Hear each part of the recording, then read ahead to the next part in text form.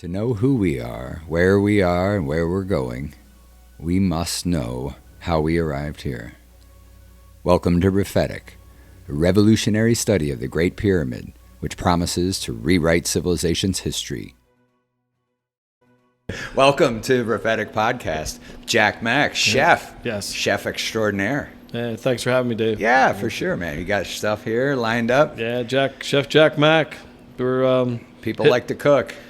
You know, and COVID's really got people back in the kitchen, which is just awesome. Yeah, that's a good outcome, hey? You know, like when I grew up, my mom cooked every meal, you know, and I've cooked, you know, and even though I work, you know, every night as my daughter was growing up, we cooked every meal for her. Yeah. And, you know, so she got dad's meals a lot. Right. So that was good. Is there studies out there? How many people are cooking at home? How many people are ordering out? I think just by the, you know, what went down with COVID and how people were ordering out, it changed everything. Yeah. And the number of restaurants that closed. Correct. So that was state by state. Astronomical. That's crazy. Like 35% didn't even reopen. And so that was except for the corporate stores. Yeah, that and the liquor stores. So, but like online sales increased. Juliet, my daughter, was, you know, Dash delivery stuff, DoorDash.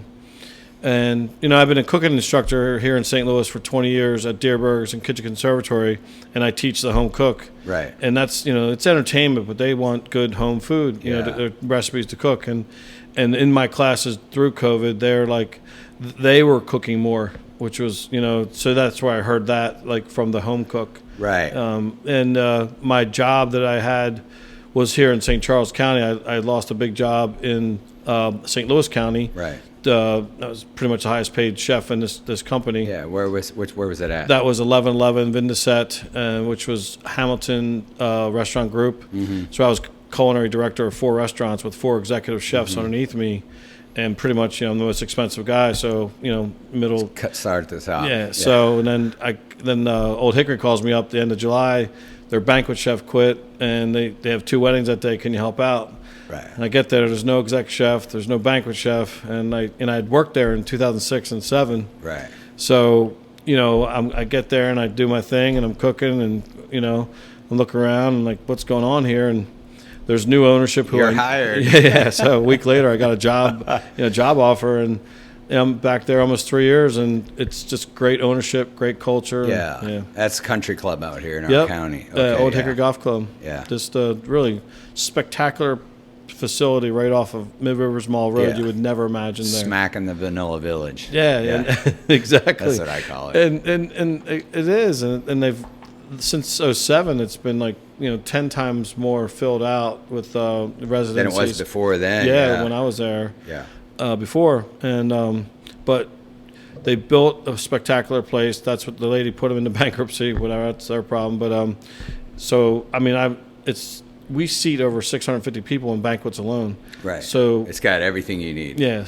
Golf is private, but the restaurant bistro is open to the public 6 days a week. Right. And the banquet facility, so I get to still do what I love to do. Yeah, best of both worlds. Yeah. Yeah. What? So how did you tell us? So you grew up in Jersey. Yeah. Let's start with some of that.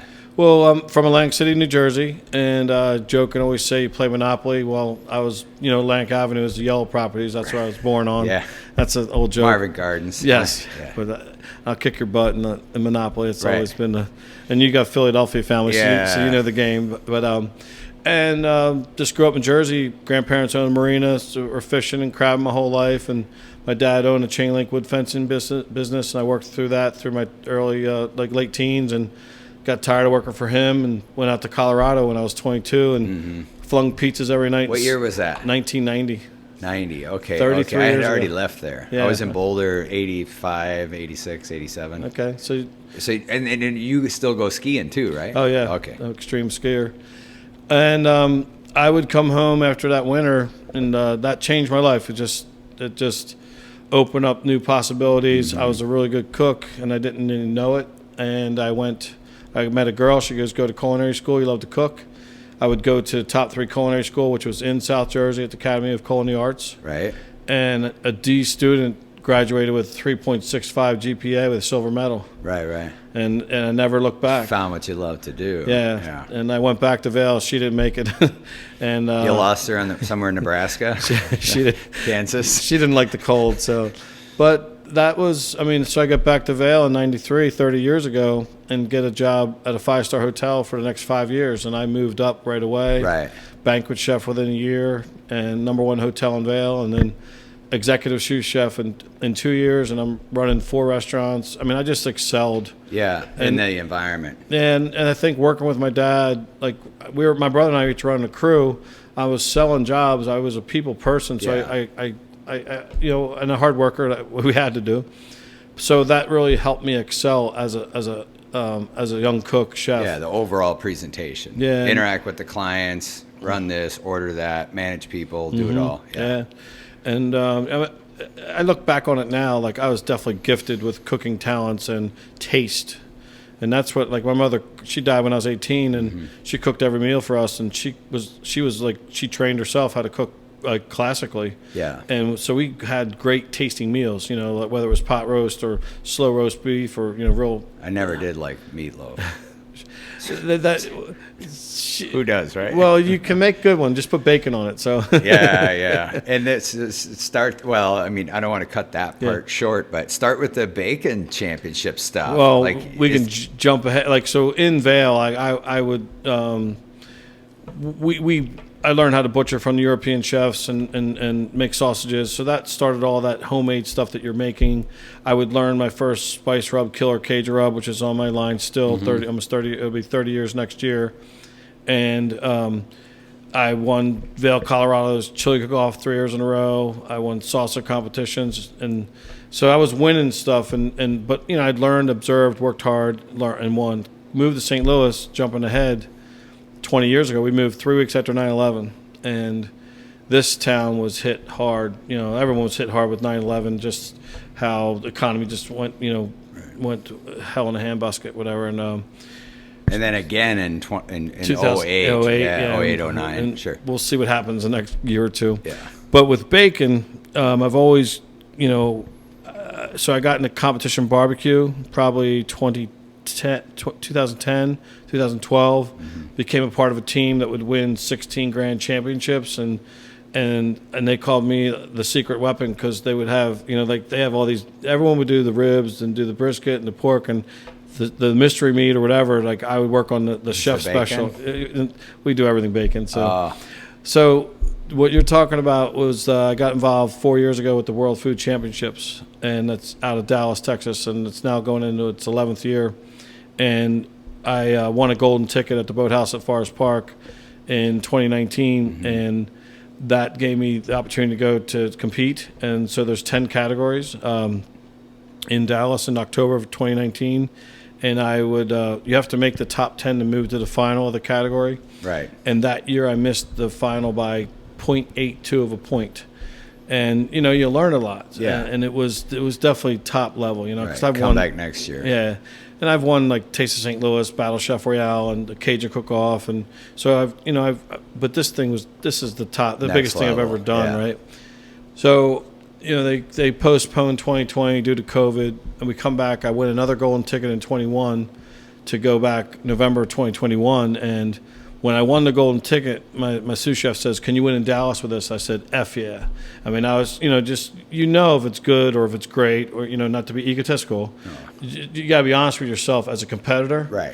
Because if I didn't accept what I did wrong in 2019, I would never have improved to eventually I would win. And that takes feedback from other people too, right? Yeah. You gotta take criticism and process it, right? As long as it's valid. Yeah, true. And then there is some political cooking competitions, and all things in a sense. So, so I go back and I would make the top 10, and I'd be first place by 4 points, and I went to the final, and I would win, and it was the biggest, culinary. This was the biggest win. This was last this a year and a half ago. Yep, year and a half ago.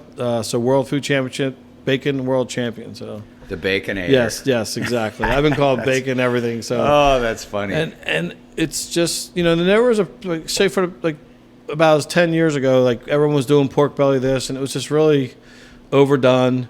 And what chefs were doing, they weren't giving them a good cut of meat. So pork belly is 80% fat, right? So if you go to a restaurant and they give you this pork belly piece and it's literally all fat, you're not going to like that. So when I do my pork bellies, I make sure it's trimmed up and you have like a nice good piece of bacon, if that gives you an idea. Right. And you present that, and it's got to be tender, pork belly. And so I did a bacon-wrapped pork belly over bacon bourbon jam, over bacon jalapeno pancake, topped with Szechuan glaze and bacon bits. So, I mean, it's bacon, yeah. And I mean, and it's the week before the competition, I was for the golden ticket in 2021 in August. I'm talking to my business partner, and she's like, I'm like, I don't know what I'm going to do. She goes, Jack, you need bacon. I'm like, all right. And so I went with pork belly because everyone has to do it. Just in this competition, if you're not doing pork belly, you're really not going to, elevate the dish. Right. And then I came up with a dish. I'm like, and it, and then you have to execute. Yeah. So when you get to competitions, you have to, you have challenges maybe, but you have to execute. And if you execute, that's all you can do. And that's where I'm okay with if I miss by a point, I did my best, and that's happened. Yeah, leave it on the field. Yeah, leave it in the kitchen. Yeah, and today obviously in sobriety and with gratitude today, it's just like I'm grateful to be there. 6 years ago I was almost dead. Yeah, and dive into some of that. And I've known you a few years. I have a good Dave story in early sobriety we're going to talk about. So. Well, lead with that. There's a couple things I'll talk about. A year ago, I finally shared, and this is 5 years into sobriety at that point, where I shared that I was bullied in 7th and 8th grade into 9th grade. And then I said, F you to that dude, and took care of business, and I changed, I became a burnout, and then I was a loser, right? But those two are super close. Right. But I'd rather, have a good time than be bullied. And that's what changed my life at that point. 13, 14, 15 years old. And fast forward, then this comes to you later, or you not only share it, but you understand the impact of it. Correct. Okay. And that's what sobriety has given me. I've been able to look back and see, why did I do these things? Introspection, inventory, all that stuff. Exactly. Yeah. And people do that outside of sobriety too. Yeah. It's just it's a required part because we've talked about this a few times, but it's like a boomerang. Like I got these termites eating me. I don't even know what they are. Right. And so that's been super healthy for me, is reflecting and getting. So I shared that a year ago, and what happened with me is in 2011 I had opened a restaurant, and for 3.5 years, #1 restaurant in St. Louis, and top 3, won 50 awards, and my dreams coming true, and the main owner steals $350,000 in that time frame. He fires the 4 partners that were running it, and it's closed within a year. Right. And that was my trigger. That's February 1st, 2011. I would have jobs for the next 6 years I hated. Just off the rails. I just got angrier and drunker, right? And there was no hope. And that's when, and I would be fired from 3 jobs the year prior to surrendering. Right. And that's, I was just, June 24th, 2017, done. Right. And that started the, redoing myself. Yeah. Yeah. The new journey. Yeah. Right. I mean, it's like the people reach some bottom, emotional bottom, suffering, whatever the case is, where I just can't do this thing. One more day, whatever that is. Yeah. But for the drug addict, it's like sobriety sounds about the worst possible state of things. It's like you can't imagine it. Yeah, I know. I share. It's like, you want me to give up the one thing that's keeping me alive? Right. You're out of your fucking mind. Yeah, But that's what's required. Well, the insanity, which the steps are the steps, but like the insanity that you're doing, it's not normal to bring a pint of vodka to your restaurant work, go into work, and pour 20 ounces of vodka that you're going to drink before you get to your stash. Mm-hmm. So when someone's presenting that to you,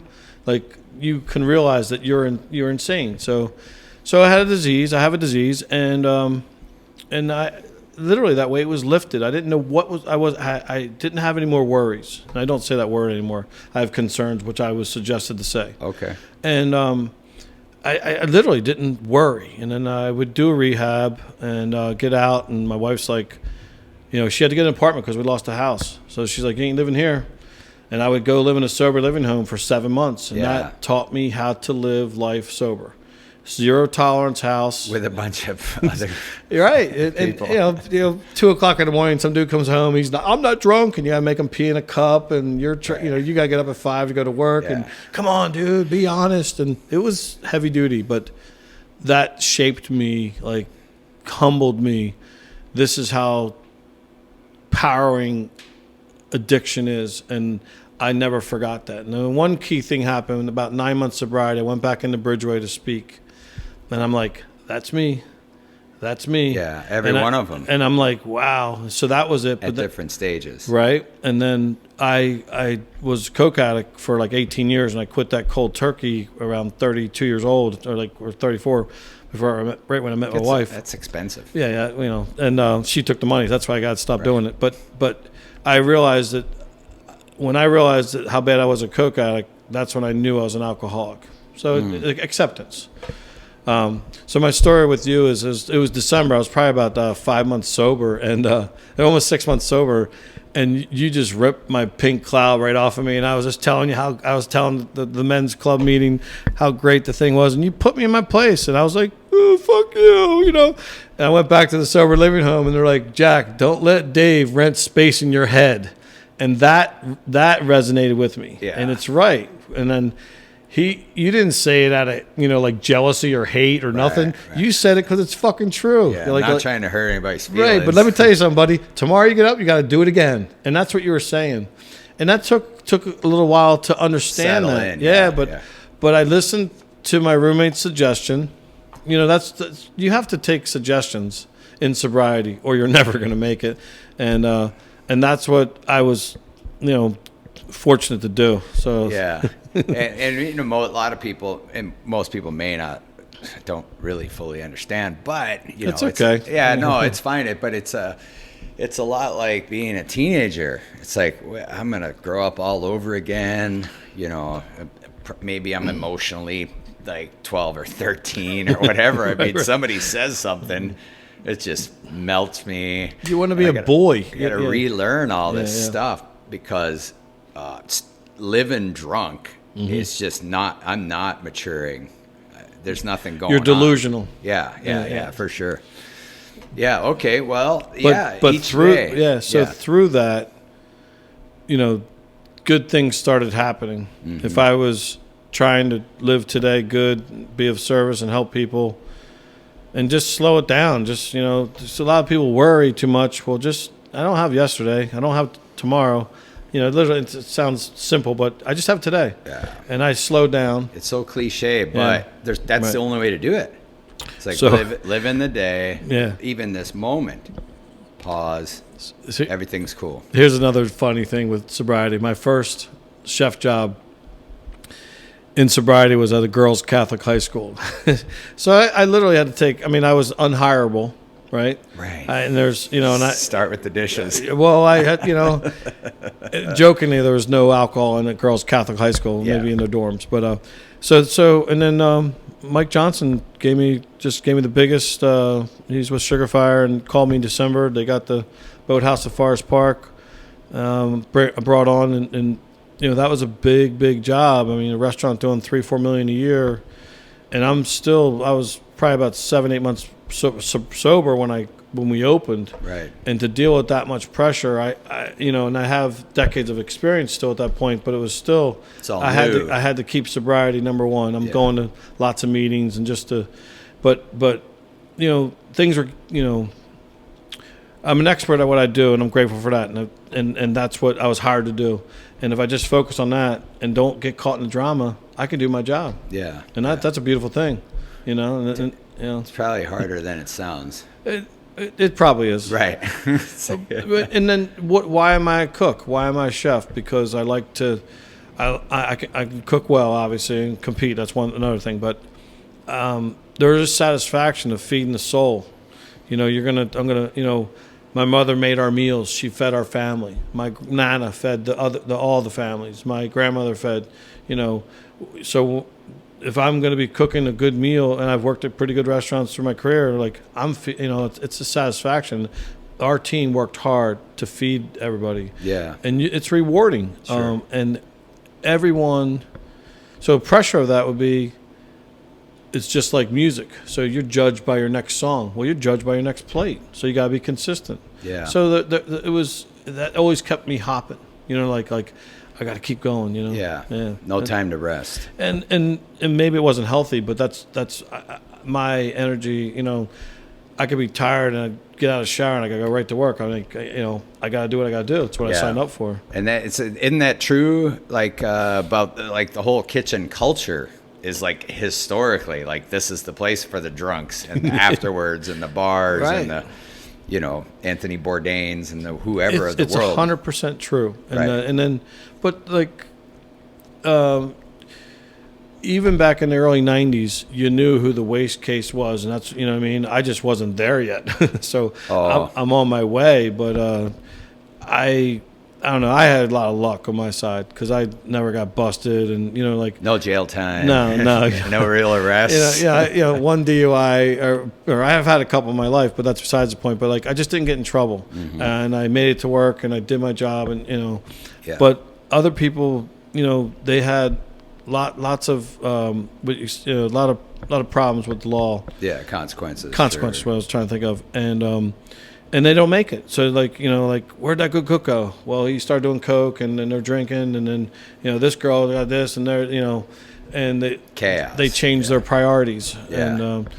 And that's what addiction will bring down. And then if you're sitting here working, then that's the thing about a restaurant is it's high paced from 4:00 to 11, and you got this energy. And bars are open till 2. All right. So then what are you going to do? You're going to go unwind and talk about the night and drink. Right. And then, it was repetitious. Right. And the 9 to 5 people, they're not up at midnight out till 2 No. every night. No. And that is the difference.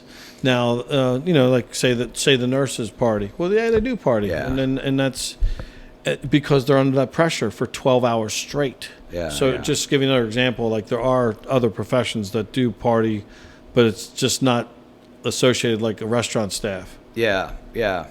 Well, I mean, everybody that comes in is like, oh, these construction workers, boy, they really party. And they're the 5:30 to 8:30s. Yeah. The DUIs at 10 o'clock. Oh, yeah. And lawyers really know how to tie it on, and these executives and all these sales. The car industry is another one. Like these guys, fast cash, and we have a good friend who in the car business. That I mean, I probably know 1,000 guys in the car business, but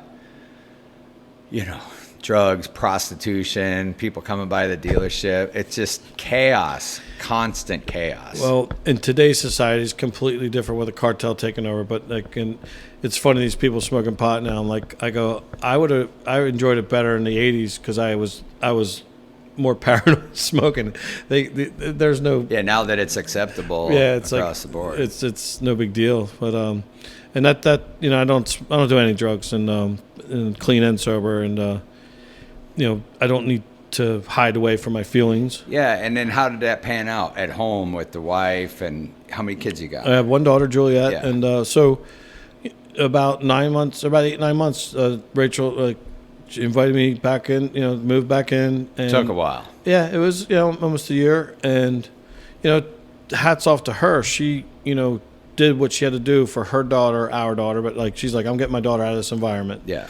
Juliet found me on my 15th wedding anniversary, May 4th, 2017, having seizures, my second time, and she had to call 911 at 14 years old. Yeah. And we've since, obviously we're very close, and we've since made amends to that. Mm-hmm. But she's seen some heavy shit. And was the seizures coming off of the drinking? Yeah. Okay. So this wasn't. I mean, I had vertigo real bad, yada yada. I had stuff going on. But so jump ahead to 2018 when Rachel, we moved in, got another house, and it takes time to fix old problems, old things, and then I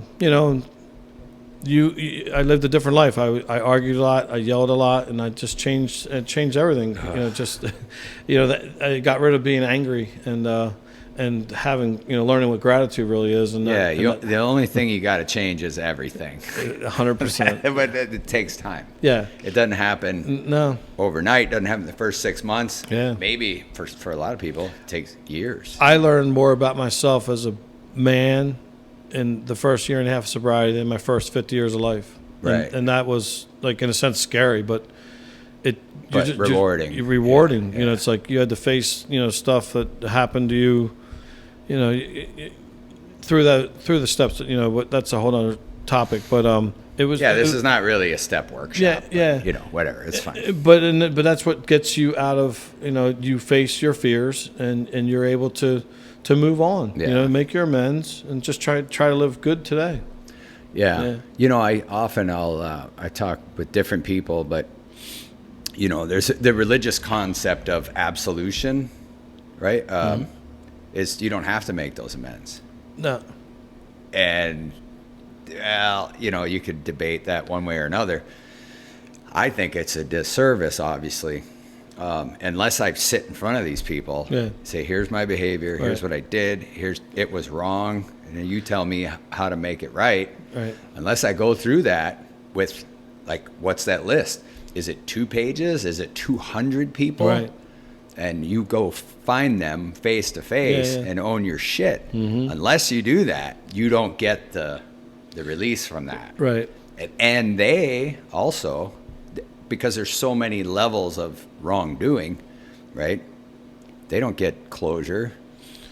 It's challenge. Most amends, the people that you make them to are very happy for where you are in your life. Yeah. And then majority, and no one was really upset with me. Or in a sense, like, didn't say "F you" to me. They were just like, I'm just really happy that you're great. Much better today, and thank you for acknowledging me, because you do hurt people and you don't recognize that, and then and until you get your head clear, I mean, that takes 6 months, a year and a half. Some people are pretty effed up when they come, try to get sober and delusional. And we've found too, just to add on to that, if you skimp on that part, it's just there, man. It will not go away. Yeah, it's in the backpack. It's guilt. It's shame. It's whatever you want to do. Fear of running into somebody. All that stuff. Right. I do not like. I pay my bills. I don't have to look over my shoulder. I pay my taxes. So there's no worry. And that's a beautiful thing. Today, just the countless blessings. Every day. Just life's challenging. But for everybody. Yeah. But it'll work out.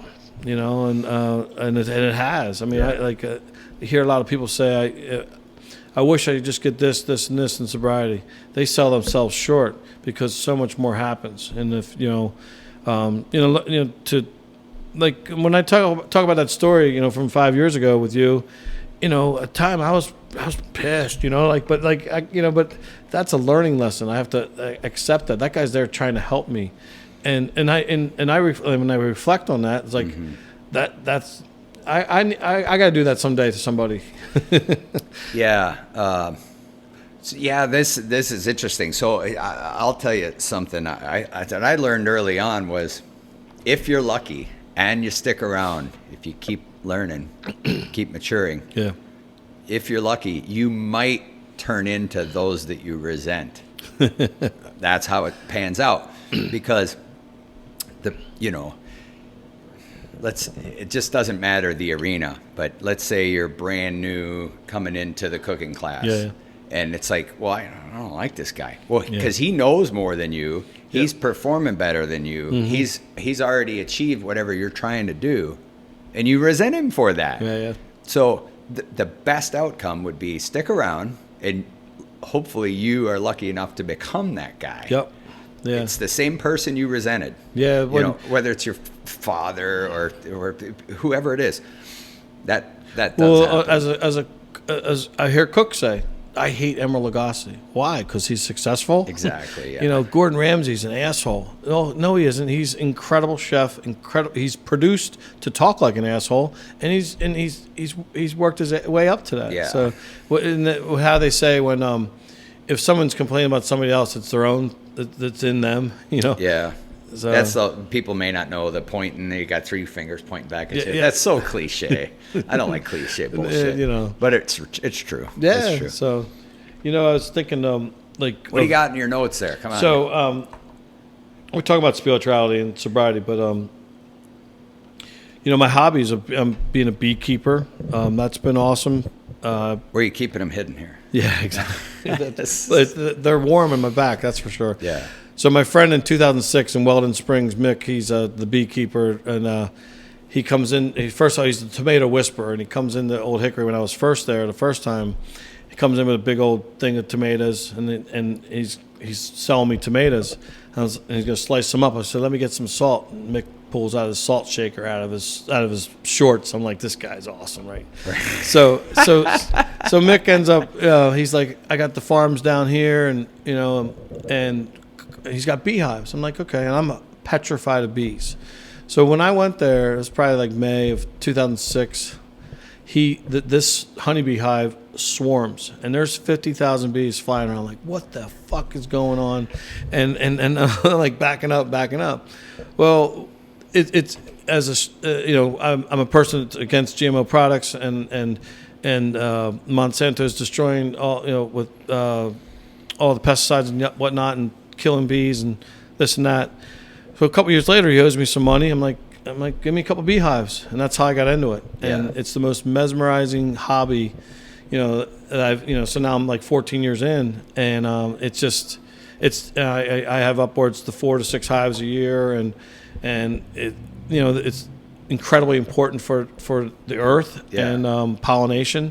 So the honeybee's been around 40 million years, and pollinators in general 100 million years, and so I end up naming Cambridge Apiary after the street I grew up on. My mother grew up on 111 East Cambridge, and a house from the 1940s, and so I gave a little sentimental name to it. And tip of the hat to Mom's street. A lot of stuff there. So that's good. Yeah. And it's almost like the cottage industry type stuff.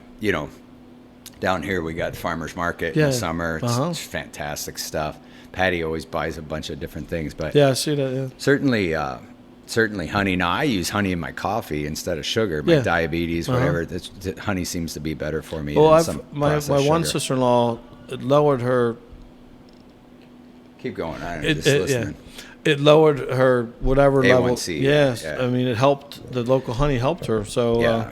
And you have to monitor that as well. But and what I was thinking about also with bees was in gratitude when you see the little things that make So I love doves and cardinals, and you've been posting a lot the past 2 years with the eagles, right? And and you got to go in December or January when it's 10 below, but I had been procrastinating for years, and I'm like, all right, we're going. It was like a month out, and 6 a.m. Like how many strikers are gonna show up at 6 a.m. and had like a dozen or so, and that was just super cool.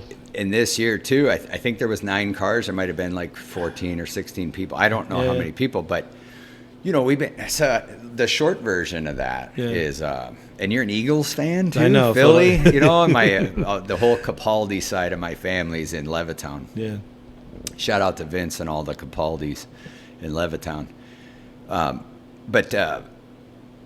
So when I moved here from Chicago in 1992 to start somebody else's company, and somewhere it was like as the cold comes the north, as the rivers freeze, as the lakes freeze, these birds are just collecting along the Mississippi River. Correct. And they keep moving south at each of the lock and dam series as there's ice above one dam or the below the dam. They just keep moving and keep going and keep going. If it freezes up, they keep coming down. Yep. Yeah. And from Clarksville and the river bend, where the Mississippi and the confluence of the Missouri here at the river bend of Alton and Winfield, I would be out on the road selling and doing whatever, and I would just pop in for just a little drive, see if I could see some eagles. And then it's really just like clockwork. Yeah. And so outside of Alaska, about 10% of North America's contiguous land, about 10% of these eagles come to the river bend. Wow. And so it's a Mississippi thing, it's a St. Louis thing, and here's 2 million people. Right. And they're not going to just check out the eagles at 7 a.m. Yeah. All winter long. Now, there's a bunch of bird watchers that go here and there. But what happened was, I got divorced. I don't know what year it was. It doesn't matter. But anyway, my sons, for our Christmas Eve, we would go and do a day of eagle watching. That was my gift to them, was this experience thing. And so I could do it for a tank of gas, couple sandwiches, and some water. Right. It was like, that's our Christmas. And hopefully they love it and appreciate it. So this year, and so at some point, I guess it was with the advent of Facebook, whatever, I started just inviting different people. So throughout the years, maybe there's been 100 people that have gone on year to year, but not every year. Right. It's like you go a couple times, once, maybe. You don't need, a lot of people don't need to go again. Right. But this year, the most spectacular thing happened this year. And I came back from this. I sent emails to all these TV stations because on Christmas Eve, now we went, I don't remember when it was. It was a couple weeks later, but it was a couple weeks. It was into January. Yeah. Somebody's hearing music. I know, somebody's singing. Anyhow, some no big opera. deal. So, but that's what we got here on Main Street. Yep. Live action. So we get up there Christmas morning, and there was this huge cold front that happened even days before that. Well, that cold snap, which I was concerned for my bees, which they made it through. I mean, it was solid 10 below, and that was. And it was all through the north, and it lasted for, I don't know, a couple weeks, 10 days, couple weeks. So we get up there Christmas Eve. My son's with me and Patty, and we pull up to our normal spot below the dam in Winfield, and we look, and these couple of trees, there's like 40 birds in these trees where you might see one or two on a normal Christmas Eve. And then out in front of us, below the dam, the river's frozen. There's ice everywhere. There's collections of 20 eagles in each little pod scattered across. There had to be 100 eagles sitting below the dam at Winfield. And so I took some video and we took some pictures, but it was truly remarkable. The next day, there's half as many. Right. A week later, it was literally back down to the normal level, or so you might see 6, 8, 10 birds on a given day. But literally there was 10 times as many because of the cold front, because of the ice above the dam. And this motivated Patty, get a new camera, start taking some pictures. So she takes some phenomenal photos. Yeah, we got a handful of just great pictures. So, but again, surprisingly, who's there? There was nobody there. No. There was nobody there. And I think like a lot of people go, like I always heard it to go over to Alton. Well, that's you got to know the ins and outs. Yeah, I mean, but that's so broad to say go over to Alton. I did a chef dinner there last month, and it's that's 10 miles. Where are you going to go? So, and it's pretty wide there. Yeah, where we were, it's concentrated. Right. And is that a feeder off of the Mississippi?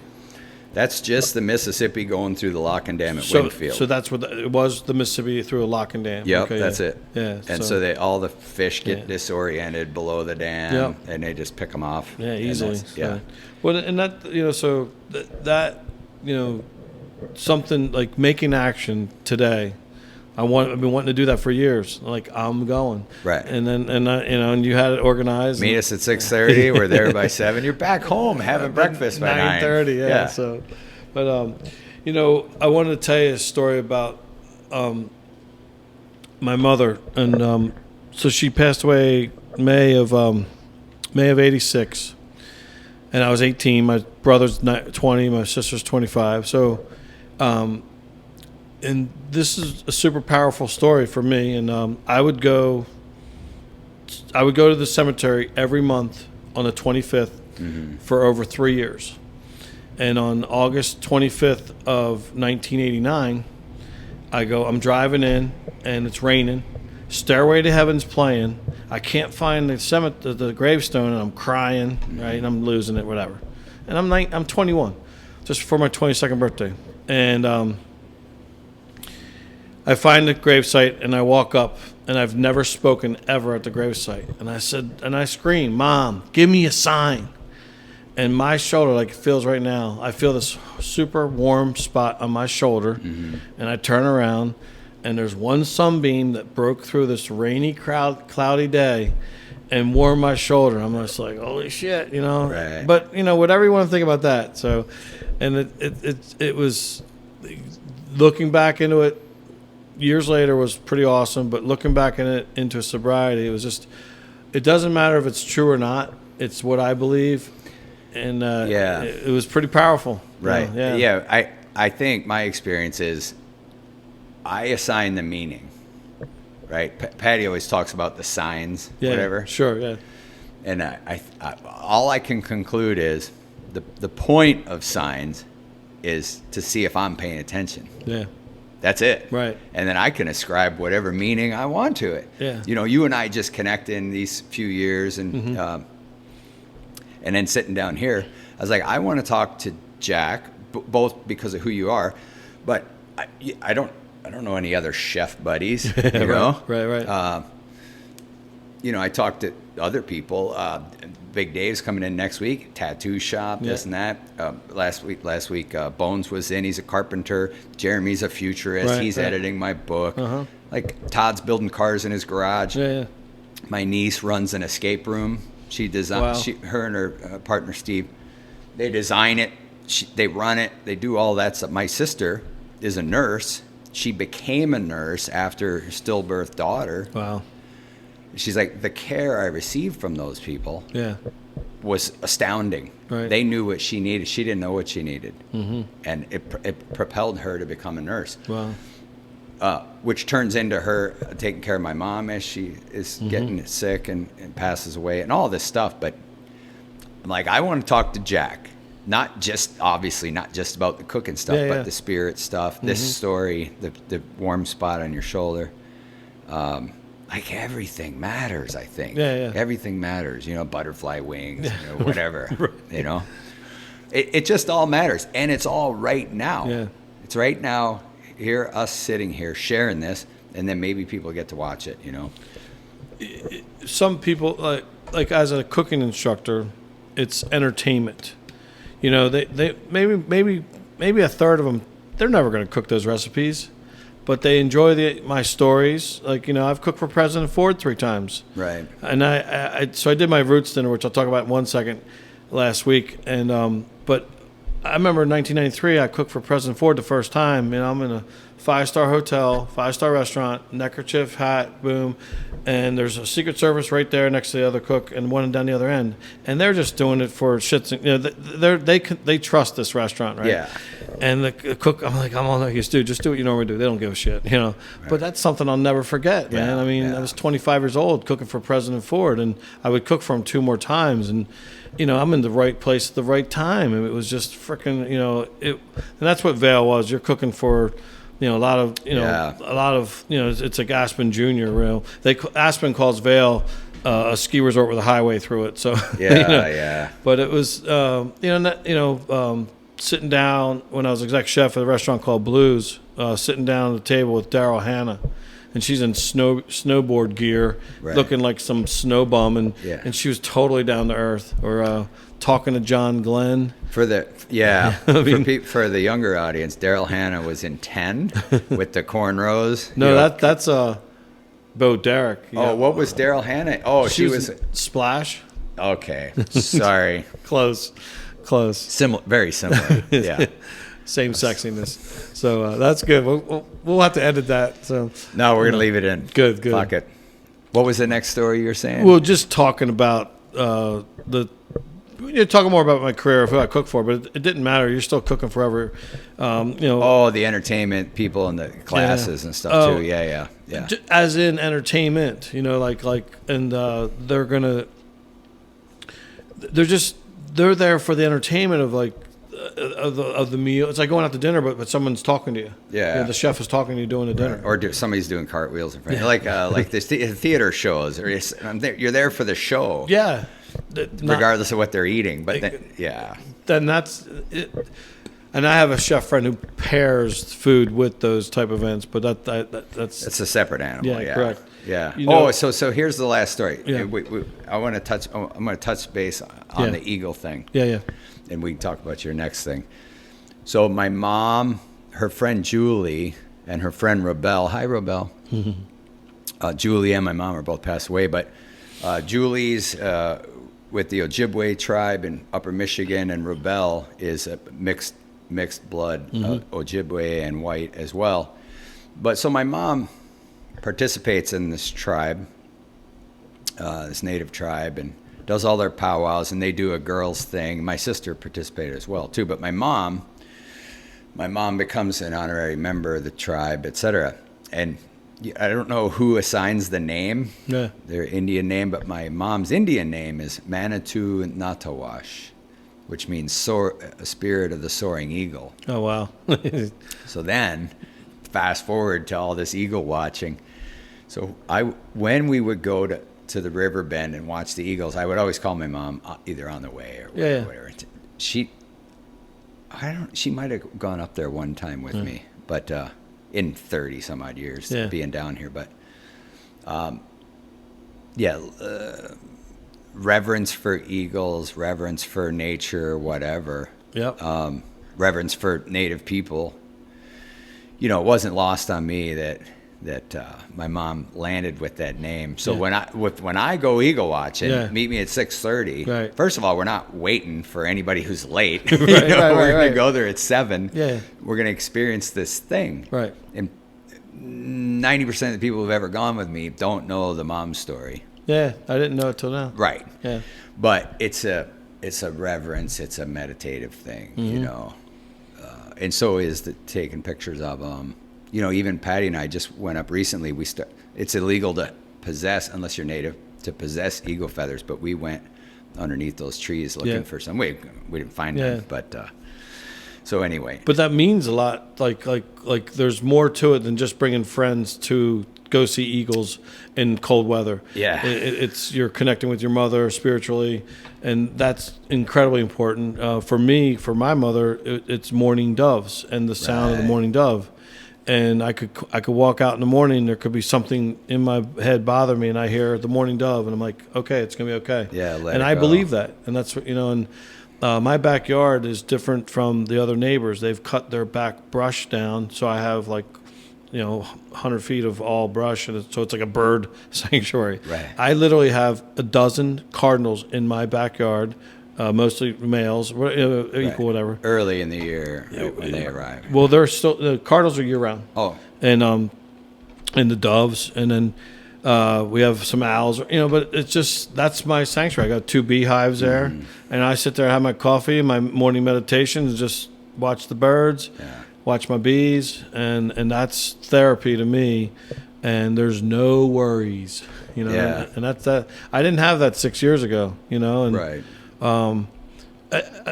If you can share one thing, like I think about, it's having and understanding gratitude, and I used to think I did, but I was wrong. I used to think I deserved more.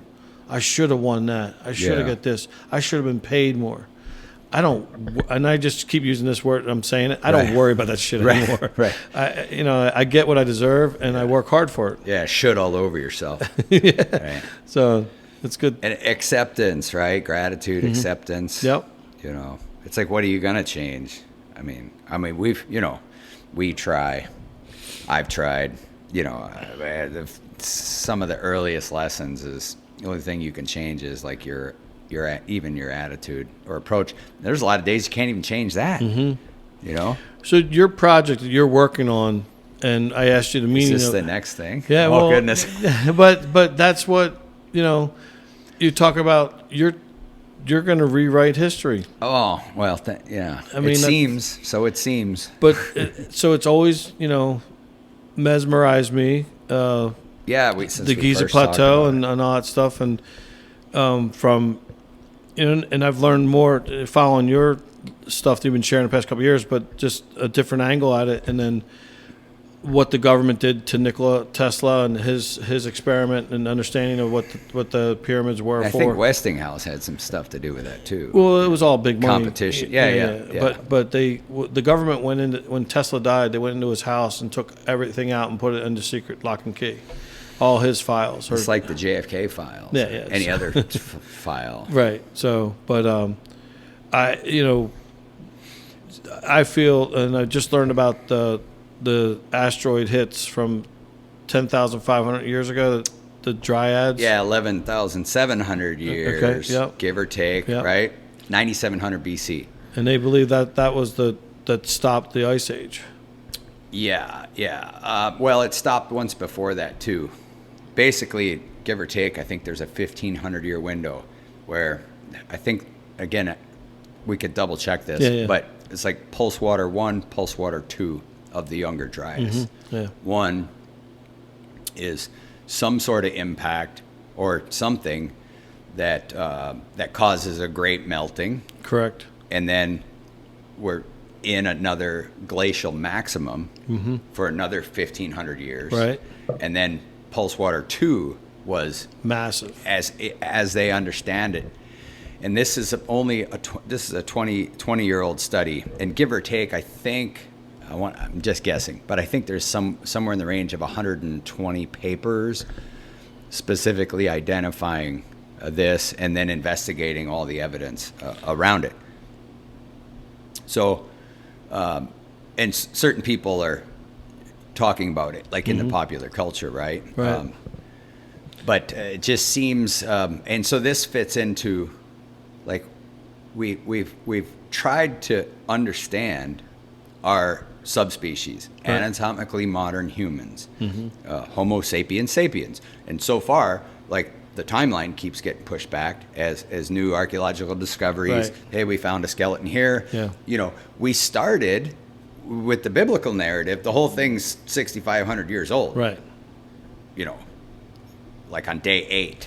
And that, okay. But literally 10 years ago, people just started not, accepting that it's thousands of years older. Just 10 years ago. Yeah. That's what blows me away. So we keep pushing back. Yeah. We keep pushing back the timeline of our subspecies. Let's say even with coexistence of Neanderthals, yep. right? Because a lot or most or all of us have some Neanderthal DNA. We're crossbreeding with Neanderthals. And then each new discovery keeps pushing this AMH, anatomically modern humans, it keeps pushing this date back. And then now it's give or take, I think, 300,000 years. Wow. I'm probably off on that. Yeah. See, the thing with any of this stuff is by the time you publish it, somebody's making a discovery today that changes it in 2 years from now. So, I mentioned this in the book too, but all histories are only provisional. Like, we lose that. Right. We lose that in, pedagogy, the teaching of this stuff. We lose the idea that all histories are provisional, bearing new discovery, novel discovery, right. anomalous evidence, this kind of thing. Or convincing interpretation of existing evidence, right? Right. Some convincing interpretation of existing evidence changes everything the same as a novel discovery, right? So this is where we find ourselves. It's like, well, the universe is 6 days old. Okay, let's start there. Right. So we keep winding that clock back. Oh, then we've got geology. For years they found dinosaur skeletons, whatever. We didn't know what they were. Right. Right. Yep. Then comes, these different things. Continental drift. Things like this, Pangea. They were all together at one time. It's like that picture is constantly changing. Mind blowing, yeah. It is. And it's fascinating, right? And just like we do a personal inventory, we're doing a global inventory. Right. Cultural, societal, right? And right now it's 8 billion people strong. So this thing keeps rewinding, and then there's a narrative that more or less archaeology, sociology, even anthropology kind of borrows from geology, which is called a uniformitarian model. Okay. Which was, so here we are in the Holocene, which is this warming trend since 9700 BC, the last 11,700 years.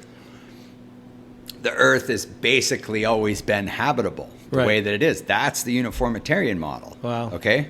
Well, that's not correct. So then they introduce this idea of catastrophism. So that the Earth goes through these catastrophes over and over and over. Well, then now how does that map onto our anthropological study or our sociological study or the archaeological study of many people? different arms to this? This discussion. and they don't all unify, right? But much like unified field theory, there is no unifying theory with all of these disciplines. So, but there may be. Because religions have their different opinions. Well, different governments are hiding stuff. Yeah, there's that. There's that too. So you're talking about some, but purely in the factual, purely in the academic, the scientific. Yep. There's still these sequestrations or siloed. Okay. So the studies are somewhat siloed, but then there's some overlap. And it's like where in that overlap. You're working against the uniformitarian model. Well, first you have to overcome that to really assimilate the evidence. When it's like, okay, well, maybe there's catastrophism that has happened. Well, what's the impact on the people? Right. What's the impact on the various species, on our subspecies? What's the impact and when? And meanwhile, they find the Denisovans, they find these other subspecies, right? And then we keep pushing back the idea that AMH has been around, and that keeps getting older and older. So for 300,000 years, same brain size, same regional functions, right? Now we have to acknowledge that IQ raises over time, like epistemologically, okay? But the question remains, AMH just as capable of observation, ingenuity, and invention since we've been around. Right. What's the evidence? Where's the evidence? Did they reach levels of sophistication and then there's catastrophe or disease or there's any number of things, right, that grind a culture to re-emerge without what they previously had. And so we live on a vulnerable planet. Let's not mistake that, right? We're sitting here now. Yellowstone erupts. Yeah, we're toast. Song's over, right? Yep, that's the big one. But so we live in this fantasy world that everything's stable, and it's not. So you're on this level of, I mean, that was some pretty in-depth stuff, which I'm kind of familiar with. Oh, but that's just the landscape. Correct. Right. And so, like, let's just say I'm the average guy, and I'm thinking about. We talked about Gobi Tepe. What was that? Gobekli Tepe. And right. But they That's great. That's great. But I've watched. I think I'm watching real shows about it. Saying you got to trust something. But why'd they bury? So why are they hiding these civilizations? Why did they bury them? I think they buried a lot of stuff in the Giza Plateau. I mean, I just think they hid stuff. The stuff that I was learning at school is only 2,000 years old. I didn't really learn shit before Jesus. Yeah. You know, and I learned some stuff. You know what I mean? Yeah. So they just cherry pick what they want me to know. Yeah. Okay. So again, more landscape. This is a function of Western culture, Eastern culture, right? So Western culture, it begins with the Greeks. It begins with, right, the Greek writing. You know, Socrates, Plato, Aristotle. Again, handing this stuff down to like the Macedonian Alexander and Alexander and his empire, right? Right. Again, births the city of Alexandria. Right. Okay. Northern Egypt. Yeah.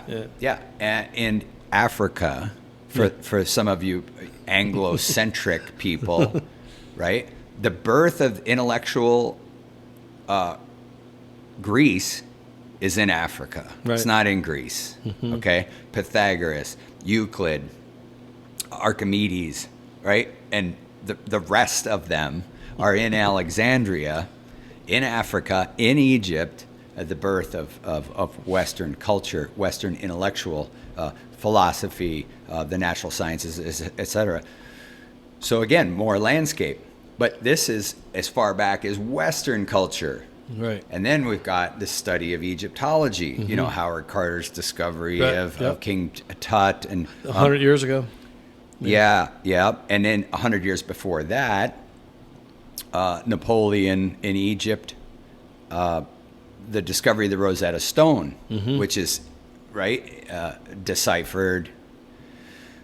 Anyway, I got all these dates and names or whatever. But it's super interesting. And I guess what I was going to get at, like a couple of the things I was thinking about, your study is opening up a whole new view to look at it. Okay, acceptance of what the facts are showing you, and then I'm throwing out to you these other things have happened that I see, and what I'm thinking is when your book comes out, some stuff's really going to come all together. Am I correct in saying that? Yeah. Yes. And again, not to I can't really jump ahead and you know describe all of it, but it seems what we've got all these disconnected and disjointed dots. Right. Göbekli Tepe, give or take 10,500 BC. Someone intentionally buried the entire site. Okay. They've only opened up like 2%. Yeah, it's just like two of the circles. Yeah. And there's still like 19 remaining, something like that. So we've got a bunch of disjointed dots. We're adhering to this uniformitarian model, okay? Right. The age of AMH keeps getting pushed back. So the question, did we go through this rise and fall of sophistication? How sophisticated, right? What was the cause in a catastrophism model that brought the end of this culture or this culture or this culture, or like the Pompeii eruption? Well, and the Bible says the flood, cleaned everybody out, Yeah. Well, for sure there was a flood, right? Yeah. And a mighty massive flood at the Pulse Water 2. Right. The seas come up by 400 feet. Yeah. Tell me that doesn't permeate the global culture. Yes. Right? And I think some estimations, and again, I think estimations from different sources, we might have been reduced to 1,000 adult humans. Wow. Okay? That's incredible. Yeah. Well, from 8 billion. Well, from that to 8 billion. Yeah.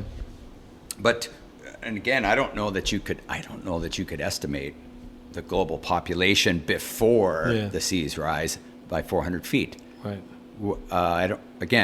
These are all just super cloudy arenas with which to investigate, right? Mm-hmm. So you got all these disjointed dots, historical dots, but the rule, the narrative now, 3000 BC, this is when basically culture starts in the Fertile Crescent, Mesopotamia, the Tigris, the Euphrates, right? Yep. With Sumer, the Sumerians. Actually, starts before that with, up to Turkey, right? All this stuff kind of evolves. Right. But cultural centers in Mesopotamia and in Egypt. prior to 3000 BC, let's even give it to 3500 BC, we have no writing. It's assumed we're going through regional Neolithic revolution, right? Right. So wide-scale farming, there's the first scythe that they've discovered. The first wheel was like in Turkey, hadn't made it to Mesopotamia, hadn't made it to the Nile yet. Right. Okay, so a lot of this happens, give or take. The Neolithic Revolution basically starts at 9700 BC. Right. Whoever survives, and then culturally, regionally, right? Yeah. Not everybody starts farming at the same time. So there's some Mesolithic Stone Age cultures, and then sooner or later they all evolve into Neolithic. Okay. And then here's the birth of the Sumerian culture. Here's the birth of dynastic Egypt. Right. They call it Dynasty 0, Dynasty 1. Yeah. And then a couple hundred years into that, we start working with stone. Before that, we're working with mud brick, things like this. Yeah. Okay. So this, or mastabas with mud bricks, things like this, right? This is the narrative, man. And there's zero sophistication in the Neolithic Revolution, in the Mesolithic, and then back also in the Paleolithic, or what is deemed the Upper Paleolithic. Wow. Zero sophistication, okay? That's the model. That's the narrative. Now, there's anomalous or phenomenal evidence. It's like, did that culture really build that? Right. Did that culture really build that? Here's sophistication. Here's precision, right? Yeah. Was that culture capable of that? So we dismiss all of this doubt, right? That's what's been popping up the past 5, 8 years, 10 years max, of the different way to look at it. That's what I see is like, there's a different way to look at this. There's something, I think, in my opinion, the Egyptian government has stuck with that the pyramids were built for tombs, and I don't think that's the case.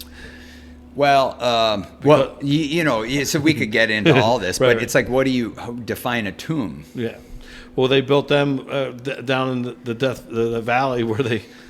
Yeah, but it's like, if a place, if a structure has a body, is it necessarily a tomb? Right. If you went to the coroner's office today, Yeah. that's not a tomb. No. There's a bunch of bodies there. It's cold. Right. So we get into all that stuff, right? That's going to be good. We get into all that stuff. And then also, just to shortcut it, right? So I asked the question, has the plateau always been a plateau? Could it have begun as a much greater mass in the order that the entire plateau may be missing up to 500 feet of limestone? Okay. And so I spend chapter 5 going through the geological investigation.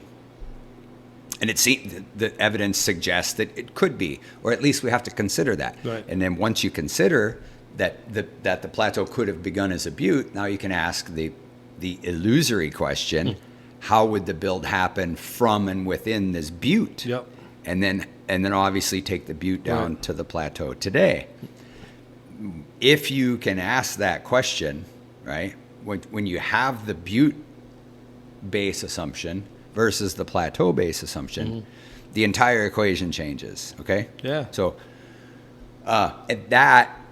so we change the base assumption, or there's a suggestion that we should at least consider this base assumption. Then we can look at the build, okay? Then that produces a new when. We have to re-envision the who, okay? Basically that the Egyptians, the 3 pyramids at Giza, predated dynastic Egypt, which people have been suggesting based on the sophisticated evidence, right? Based on the precision. The dating that is proposed with the base assumption is absolute and irrefutable. Okay. Okay, so we change base, so we got a new when, back up, we got a new how, then we got a new when, then we have to recognize a new who. Right. And then we can reinterpret the what and the why, which is the tomb thing also, okay?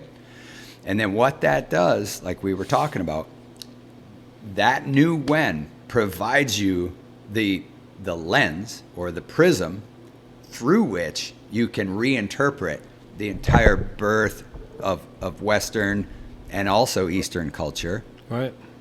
From that causal exposure. You're familiar with Star Trek a little at all? Yeah, a little bit. Yeah. Yeah. So there's this thing called the Prime Directive. Yeah. Don't interfere with the alien species. Right. Right.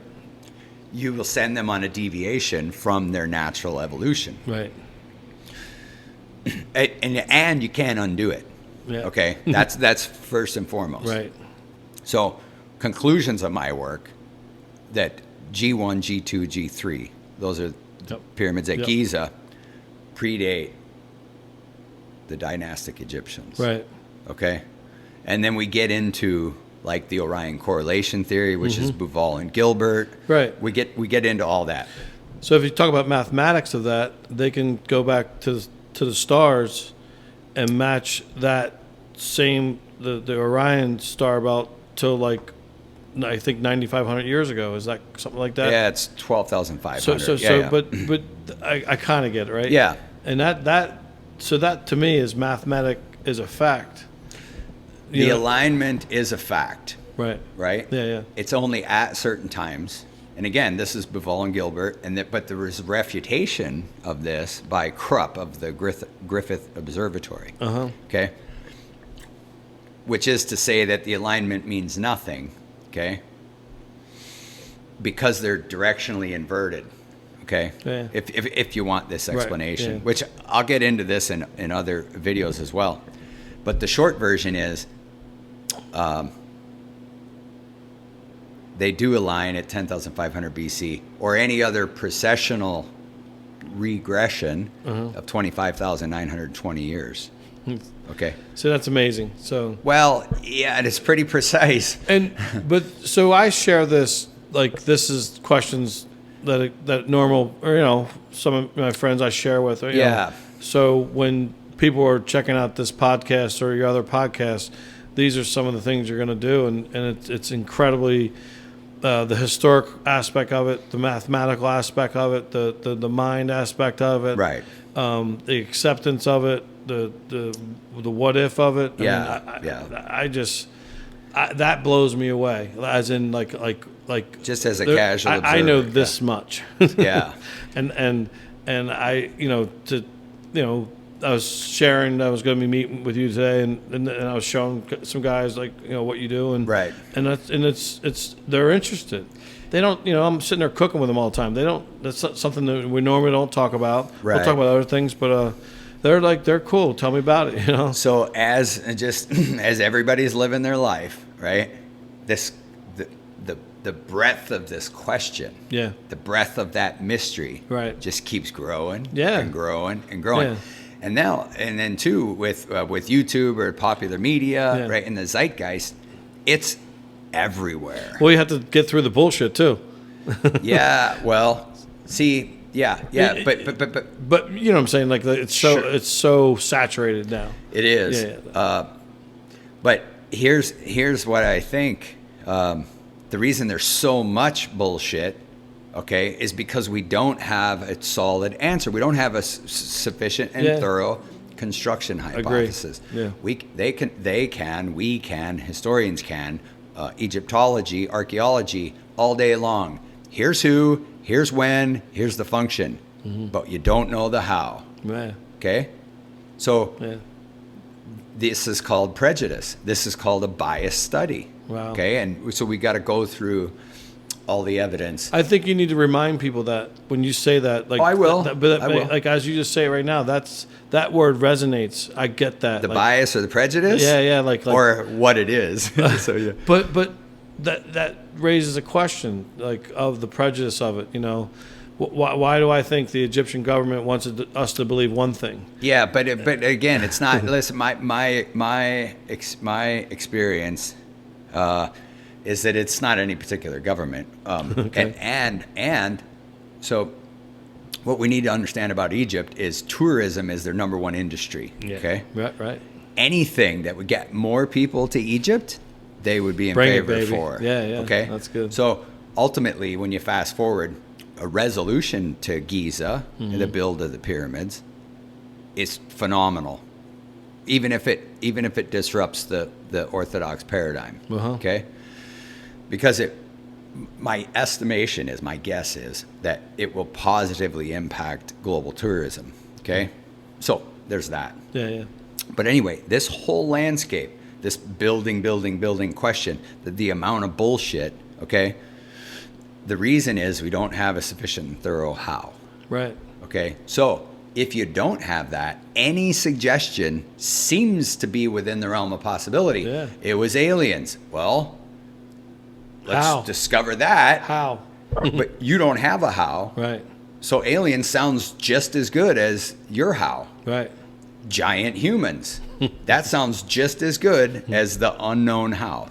Right? That's good. Some race of giant ant species moving stones sounds just as good as no answer. Wow. So does magic carpets. No, for real. Where do we get these stupid things from, right? Right.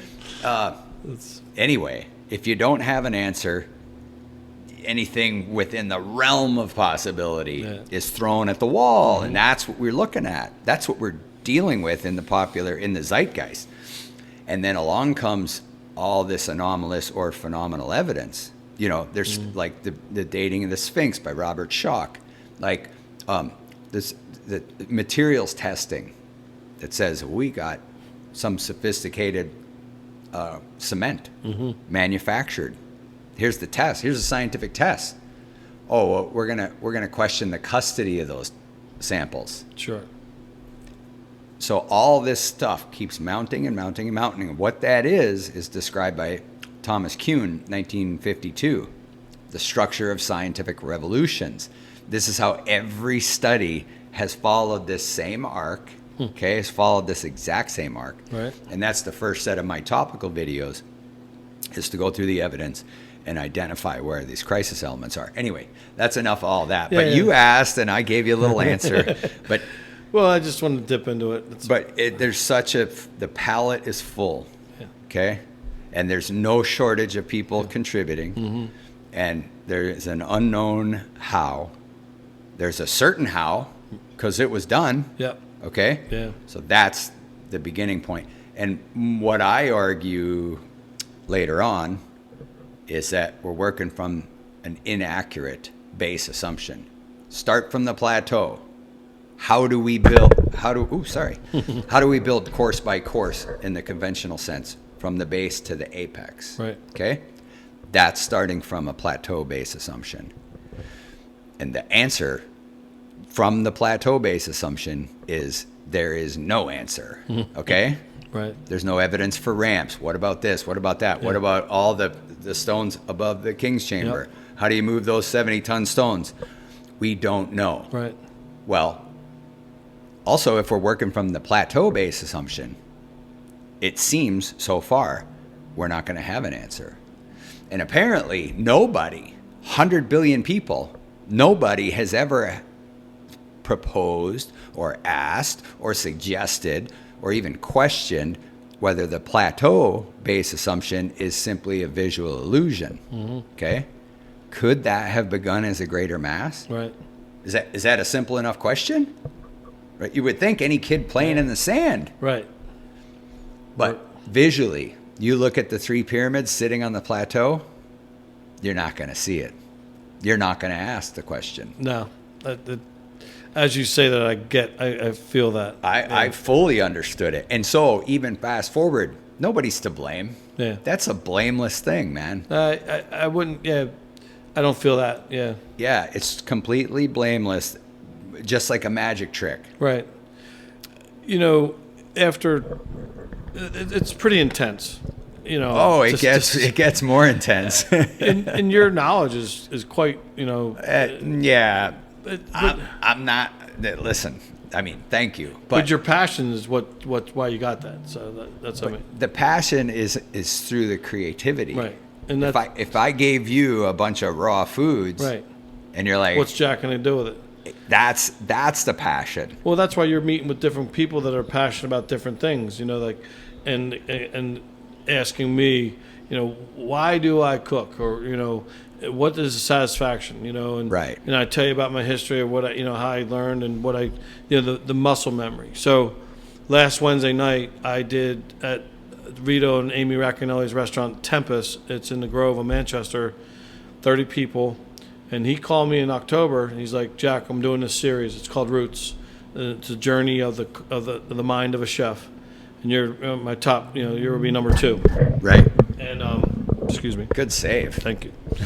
And he's like, think about it. We'll talk after the New Year. Right. And literally, it was 2 months. It's on my mind, and just in a good way, a great way. But you're reflecting on my childhood upbringing, the memories, and we talk after the New Year. Let's put together a date. Let's get a menu. So it ends up being March 8th. And I do this, so I'm from the Jersey Shore, Atlantic City, and I do this 6-course menu. And it's the most amazing dinner I've ever done in my career. It was powerful. It was emotional. It was it was unlike anything I've ever done where, I'm talking about, my dad making Clams Casino. Why do I make these almond shrimp? They're my favorite type of shrimp. Why am I doing this Cajun bisque? I have a Caesar salad bowl that's as old as I am, 55 years old. That was my parents when they entertained in the early 70s. And when I'm a little kid, 5 years old, stealing the croutons, soaking in the Caesar dressing. And I told stories all night. And it was just, and we're talking about, I've been going through this reflection period in my 6 year sobriety. And just, it was, I mean, yes, it was emotional, but damn right it was. It was healthy. It was a gift to me because I've been sweating my fucking ass off for 33 years professionally. Right. Which I signed up for and my choice. But, and he's been, Vito and Amy have, recaptured their lives. They're giving gifts back to people where, and that was an incredible opportunity. And that's why, so I said that night, and it literally just came to me the past couple weeks. Everything I've dreamed for in my life has come true, and that I would have never fathomed. And I thought I deserved this and this and that. Everything I've dreamed for has come true. Yeah, without chasing it. Exactly. It's manifest now. Right, yeah. And I could say I wish I enjoyed it more. Well, I enjoyed it for the most part. The journey, right? Yeah, but I'm glad that I can enjoy it today. Mm-hmm. And that was, was talking about my chosen career. It was awesome. Right. Yeah. That was how long ago? A couple weeks? Just last Wednesday, a week ago. Okay. Yeah. And, I saw that come up. Yeah, and I just reposted some more pictures today, and their genuine gratitude, like they, and I was at another function last night for 314 on a food panel. One of my friends was at the dinner, and she was just like, the food I knew was going to be great, but your stories and what the dinner was about was unlike anything. So he's on to something really cool, and he's going to have like every couple of months a different new chef. Panel stuff. Yeah. Or a new chef for the Roots dinner. But so exciting times, just doing what I'm doing continually, after 33 years. Right. So, yeah, absolutely. Well, and again, too, if you look at just the democratization of sharing, look at YouTube, look at podcasts. Yeah. Anybody at any point can start sharing stuff. And then you've got a whole new dissemination of story, of passions, of why is this person doing this thing? So, and then even, let's say you fast forward a little bit, it's like, well, where's the memoir? Right. Do you write one or not? I don't know. Yeah. And then that's an ongoing part of my idea. You mentioned Rephetic when we started. Yeah. Well, there's another aspect of that, and anything else you got on your little pad there too, we can dive into, because maybe we'll go another 30 minutes. But one of the things, and I've talked to a couple of people about this, is that when my mom and dad passed away, it's like, we did my dad's estate sale, whatever. Yeah. I mean, a house full of shit, for real. Yeah. Right. Don't care. Yeah. Do not care about the stuff. The money was soon gone. Yeah. Don't really care about the money. Nope. Right? Yeah. My mom passed away. My sister, the nurse, we were both there bedside with my mom. I had gone like about a week early when she was hospice, and we're getting near the end, so I went there, and so I put a pillow next to the bed, just like when you're a kid. Yeah. Say, Mom, can I get in bed with you? Yeah. No. Haul your blanket and your pillow, sleep on the floor. Right. So I did that for my mom's last 5-6 nights. Slept. Wow. Yeah, I figured I'd wake up, she'd be passed away. Yeah. But that's not how it went down. So I'm sleeping there. And then one morning I gave her her shot or her morphine or whatever. Yeah. And then she was had the heart attack-ish or whatever. Called my sister up. Me and my sister were right there bedside. Yeah. Took her last breath, all that. I don't know why I'm saying this. Memoir. Yeah. So, point is, we can tell stories. I can tell stories about her native name and what that means, sure. whatever. But people, I want to sit down, and I hope my sons can appreciate this. Like, I write a lot. I journal every day. Yeah, that's huge. I was saying, just on this book project, 14 years, yeah. I got 1,000, probably 1,500 pages of journals as I'm going through this. Okay? I rarely go read something. Yeah. But point is, both for documentary, for posterity, for a memoir-esque thing, okay? Who was it? McConaughey just released like his whatever his memoir book was. Yeah. It's from his journals. Wow. You know, so that's it. But my point in saying all that is I would like to have a little spearhead, call it a movement, call it a project, whatever, where people, I don't care if it's 50 pages or 100 pages or 1,000 pages, right. Leave your perspective, leave your stories, leave your understanding, your essays on different topics, political, environmental, about love, passion, whatever. Leave those stories, put them in writing, because you got nothing to give the next generation unless you do. Yeah. Look, for me, I have 30 years literally of recipes, and from Vail, Colorado, 1993. Right. You got them all. I have index cards, all of it. I have notebooks, fish bins of menus and letters, and I have this incredible memory. So I got to see the Grateful Dead 143 times. So I had a good time. Here we go. The Dead. Oh, it's always about the Dead. We won't go there, but how many times? 143. So, but that's another musical podcast. But my point is, I remember all this. Everything I did, it was just like I have a date and a memory, and that's what my partners are doing. They're telling my story of Chef Jack Mack, and people love these cooking stories and my genuineness. I ain't bullshitting anybody. I'm going to tell you what I did. I cooked for this person. I did that, and they're interested. And and if you're I think one of the great things, like when the cooking classes at Deerberg's or Kitchen Conservatory, is they get their favorite recipe and they're doing the prime rib or the beef Wellington or the baked crab dip, and I see them like 2 years later, I still love that. That's maybe they make it once a year, right, or whatever. But they have Jack Mack's recipe. I mean, that's so cookbooks are in the works this year. Okay, and that's a lot of freaking work, but at least I'm doing it, right? Yeah. So like the first one to be. What I learned from my mentor chef was you're as good as the soup you serve. And I shared this story last week, was that when you're a young cook, you don't do shit. You cook and that's it.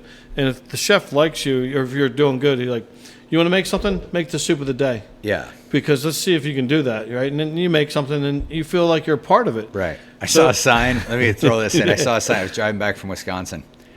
It was this German place with our soup of the day, beer. It was funny. Extra bubbles. Yeah, it was funny. Sorry. That's good. That's so my German friend in Colorado said there's a pork chop in every beer, so he drank a lot of pork chops. Oh my goodness. Right. Okay, so put it together. Right. I'm saying whether it's a book or whatever. But. And so my name I come up with is the first one's gonna be Soup Diaries.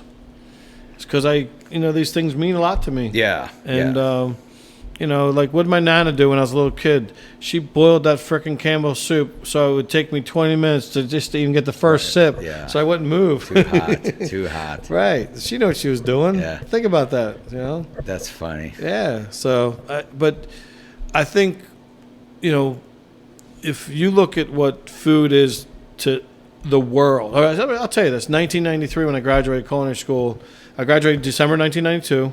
Just had my 30-year anniversary. Then you start to learn. Okay, so culinary school taught me how to learn, and then I started buying cookbooks. And I have probably at least 400 in my collection, and they're reference books. I don't just read them; I use them all the time. I got this book by Sheila Lukens called All Around the World Cookbook. It was probably like May of '93, and I'm going through it halfway through, and it says chicken noodle soup from around the world, 40 countries, chicken noodle soup. But boom, it was like a revelation moment. Yeah. I'm like, this is how they do it. I mean, it was that, like, everyone makes chicken noodle soup. I was that ignorant, like, oh, Peru makes chicken noodle soup? Egypt? Obviously different Asian. And that opened up so much for me, the world cooks. Yeah. You know, and everyone talks about like the hills of Italy or the countries of Mexico. Like there's and that's why I go like with American regional cuisine with ethnic influence. I have a sister-in-law or a cousin. She's Native American as well, and that's a whole different that's a whole other realm. But it's not talked much about that. Yeah. And the opportunity is to share cross-culturally. Mm-hmm. That's it. Yeah. I mean, but people get offended now when a white guy opens a Mexican restaurant. Like, come on. There's a bunch of fucking pussies out there, and I just... Note to self, Jack just said fucking pussies. No. But their feelings get hurt. It's like, I mean... this is a good one. I posted my Jewish-style brisket recipe. Okay. And I was taught by my Jewish friend how to make this Jewish-style brisket.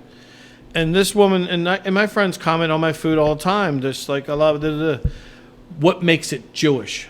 And I just said flat out, I said, this is the style that my Jewish friend taught me how to make it.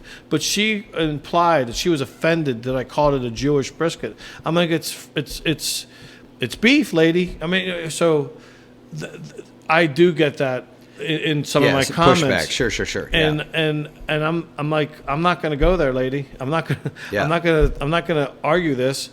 I have a reason why I said that. I didn't say it to get the bonus points, or it's going to make more money because I called it Jewish brisket. Yeah. And that's just a little example, but I'll put the things I learned. I try to learn authentically. Yeah. When a woman from Vietnam and Vail, when I was chef in Vail, I made a Vietnamese spring roll, and she says it's the best Vietnamese spring roll I've had in America. Right. I've done something right. Yeah. I did my homework. I learned how to make it. I've been sushi trained. The things that I like, I've spent time to learn. Yeah. And then in the 90s, I had to read. The shit wasn't on the internet. Oh, okay. I had to research. I had at the hotel for 5 years. I had over almost close to 200 Europeans that came in and out in 18-month externships that I learned. Yeah. Italy, France, Spain, German, Swiss, and so a sponge. But reading was the biggest thing. You had to research cookbooks to learn stuff, and that was so. I think that'll add into my story, just bringing it back up to me right now, because that's how I shaped my career. I had to learn it, Well, and again, with you, obviously you share that in the cookbook itself, and there's so much of you in that, right? Along with everywhere you've learned it, right? Exactly. But then you could do something like, let's say I talked to two of my buddies, convicts. Ex-cons, whatever. It's like re-entry soup. What is that? Well, that's the thing my mom gave me on this day or whatever. When you get back. Or let's say you made an omelet on your first day sober or something. Yeah. It's like, here, sober omelet. My brother was like sober pancakes. Cheap as shit. Right. And all these guys, none of these guys had money. Yeah. So I was like, what are we doing? Before the noon meeting or something. Yeah. Come over, he'd make just stacks and stacks of pancakes for these guys. It might be for $1.99. It might be the only meal they ate all day long. Wow. And but that's funny though. I mean, like a good funny. I know, but I'm saying when the title of your pancake is your pancake recipe is sober pancakes. Right. It's like, why is that? What is that about? It creates the question, the story. Yeah. But I'm saying you can infuse your whole story. Yep. Even in the titles. Yes. So I originally was going to write the 55-year-old Caesar salad. Right. And I was suggested to not put that in the title, to talk about the story. Yeah. But and that's fine. And but that'll see the book. Mm-hmm. So that's funny stuff. Yeah, it's good. Tell us a little bit now. Listen, where can people find you? Chef Jack Mac. So yes, correct. ChefJackMac.com has my 7 award-winning spice rubs and my local raw honey. Okay. And we are adding products this year, and some award-winning, some sauces and dressings. And I'm starting my food company. And basically they've been in bottle since 2010. In 2013, my website was hacked and deleted, hence when I was getting drunk and angrier. Right. And then after I won, and a year and a half ago, I rebranded Chef Jack Mac, and you can find me on Instagram at Chef Jack Mac or Jersey Jack Mac or Jack Mac, and everything's interlocked. Okay. And I teach at Kitchen Conservatory still at least once a month. We'll be doing cooking classes at Old Hickory Golf Club, and that's going to be open to the public. I'm doing a bourbon and bacon bourbon dinner for the Go shrine. Easy on the bourbon. Yeah, so cook out the alcohol. Yeah. Well, it's a blessing that I can still work with alcohol, and I know some people that can't even walk down the freaking aisle. So, yeah, right. And that's them, and that's okay. And I still do a beer dinner. I'm doing a wine dinner March 30th, and it's still part of what I came from, and I'm just like grateful I can still do that. If it wasn't the case, it'd be all right. But I'm happy to still do. I'm really good at doing these pairings, and I don't even have to taste the freaking wine. And bourbon's easier than water. So. Yeah. Right. Yeah, you don't. For example, you don't have to chop down the tree in order to nail in the board. Totally. Yeah. So. There'll be more special events coming up. I'll be going back to Dallas, the 11th annual World Food Championships in Dallas this year, November 2023. So I'll be going back for bacon, and it's like winning the Masters. You get a 5-year ticket. So, well, okay, so maybe a repeat or politics. Hey. The lady's been waiting for 4 years. She hadn't won. She's next up. I don't know. I don't know how that stuff works. That's the way car shows are. Well, you were telling me that. So let me say this. This year's, I did this killer bacon, my bacon dish was a savory.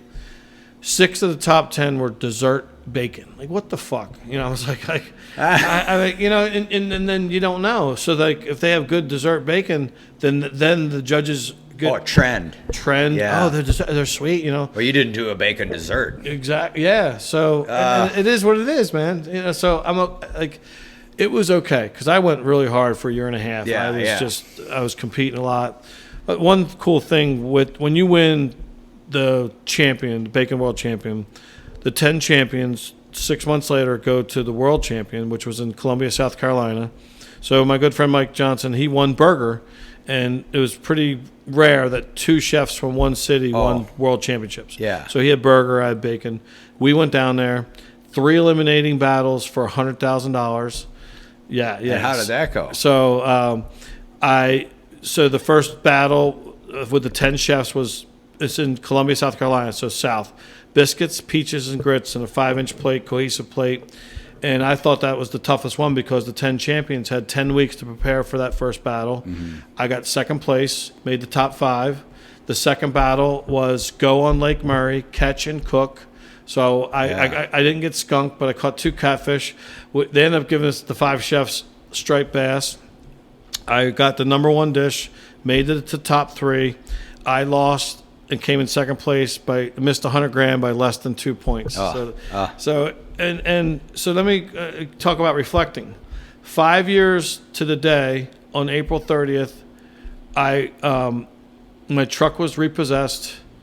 5 years to the day, May 1st, I was fired from my second to last job while I was still drinking. Right. And here it is, turning your life around and getting the gifts back, that if you can be honest and make good choices. And that was the biggest reward right there, was like, just to be involved. And get all that stuff just coming to you. Correct. And you doing the daily deal. Yeah. And that's so when I didn't win, yeah, it fucking sucked. And I'm F-bombing real so bitter. You're such a bitter dick. And it's funny. My wife was pissed, right? So, that's funny. I win $5,000 and I'm like, and she's like, you should have won $50,000 for second place. I'm like, look, it's $5,000 more than we had last week. So, yeah. But that's funny. I was okay with it. I mean, it was just, it's like, they know who Jack Mack is now in that competing world. And when I went back in November last year as defending champion, that was the coolest thing. So, sure. You're in competition there for 5 days. So you're meeting people, and you're 4 foot by 8 foot banners up right there. Like, who are you? I'm like, that's me. Yeah. I'm the Bacon World Champion. I put on a few pounds since last year. Yeah. So it's that's fantastic. Thank you. But again, we can do this new stuff with humility, right? And it's not a false humility. No. It's absolutely not. I mean, I did it, my stuff's a long time ago. Right. But it's like I'm trying to kill myself drinking and chugging, and then here's this life. Couldn't imagine it. And in my case, 34 years. Driven by ego. At the time? Yeah. Well, whatever. Yeah, I mean, there's ego in it. There's ego in everything. Yeah, sure. But it's like, how did you come about this honestly? Are you able to squeeze a little, humility, it's an often misunderstood word, right? Mm-hmm. But to me so far, and I don't know if I mentioned this with other people, but it's just a clear understanding, recognition, acknowledgement of reality, whether it's spiritual humility, intellectual humility, whatever sort of humility. Right. Like humility, you walk into the gym, some guy's benching, 325. Yeah. The humility is, I can't do that. Right. That's real. Yeah. Or spiritual humility or whatever. My dad's 82. Yeah. About 10 years ago, he says this. He said, I wish a long time ago I learned how to say, I don't know. Yeah. Right. Because those are the 3 most freeing words in the English language.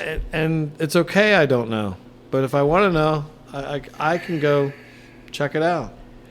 And be careful what questions you ask.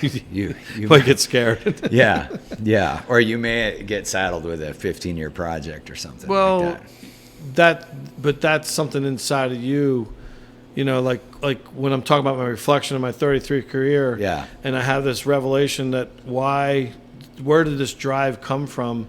Comes from being bullied when I was in 7th and 8th grade, and finally said F you to that dude, and so that was real. But it took me decades to understand that. Yeah. And I'm really lucky to have deciphered that. Let's touch on that, and then we're going to close on that. What time you got? What time is it? It's okay. 5. But let's touch on the bullying. What other questions you got in there? That's pretty much is it though? Yeah. But is there anything left? No, we got everything. Okay, so tell me about the bullying. Tell me bring the feeling. Was this at school? It was. So when I grew up in the first 10 years of my life on we're outside, we're all off the island in the suburb in Linwood, and I grew up playing in the woods. And at 10 years old, we moved to the center of this little town, and that's where the sports complex was, and that's where everyone played baseball. I sucked at organized sports. I didn't know how to play baseball. I wasn't that good at football. Yada yada. Right. Jeremy. Right. He's like, the only reason to become a distance runner is that you really suck in the rest of sports. He's like, I was pink and round, and that's it. Yeah. And he's like, here, you're the goalie. Don't move. Right. So anyway. Well, they put you where you're supposed to be. So and it's the peer pressure of middle school groups, all that. And then you're not as smart as the other kids, so they had 5 sections. So that part and the sports part. And then you're constantly heckled daily, and like you're a loser type ish. I would end up finding another friend of mine was bullied the similar way. Yeah. And and then I'm fighting between the potheads and the jocks, in 8th grade-ish. And then when it got in the 9th grade, you have 3 towns went to our high school. Yeah, right, sure. So then peer pressure was huge. Yeah. And then I'm going home to my brother, 2 years older than me, who's beating the shit out of me pretty much every day. Right. My dad was super strict. That's just life. But and then I just had enough one day, and I something went. We're playing basketball, and I threw the ball back to this person, and it hit him in the face, and he beat me up, and I just said F you, and I walked away, and that was it. Right. And I had to make that choice. Like I'm done. Yeah. And then had he been bullying you before that too, or just it was a culmination 2 years of everything? Okay. And he would pressure other people. He was like the head bully. Right. And he was a jock. Right. And I pray for that dude, but that was like all peer pressure involved, but like the bullying of it, like being scared, to be popular. It was that crazy ass bullshit, right? Yeah. But it was freeing when I said later. Enough. Yeah. And so then that gave me success of I can make a choice, and I don't need that. I don't have to be treated like that. Right. That I didn't understand that for years. Okay. Right. I would think back on that. But what I did was I started hanging out with burnouts, and then I'm a loser. So then I had to prove I'm not a loser, and then that's where the whole snowball keeps going. But sharing it, like I didn't want to tell somebody I was bullied. That's the biggest thing. Right. Regardless of how it went down, it went down. Yeah. But to tell somebody that even now, how long ago was this? It's 30 or 44 years ago. I'm saying when you shared it, just a year ago. I shared it 1 year ago. Yeah. And this is what the deal was, because I sucked at baseball and basketball and football. So here I am, an extreme skier. And in 1997, when I was a chef in Vail, I would compete. It's a great job, man. It's tough. I would compete in the 1997 U.S. Extreme Skiing Championships in Crested Butte, Colorado, which is extreme skiing. And right. And I shared a picture of me and my thing, and I did it. And I missed one of the cuts. I called my dad. And I said I got cut. He goes, son, at least you swung the bat. Yeah, right. And that's a quote I live on. Yeah. That my father said to me, because I did it, And I was doing shit more in spite. You know what I'm saying?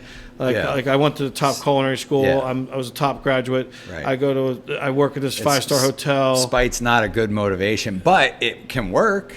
It worked, but now I look back and just say I know what drove me. Yeah. And it got the best out of me. It probably wasn't the healthiest. Right. But it was. I'll show you. Yeah. But I wanted people to know that I'm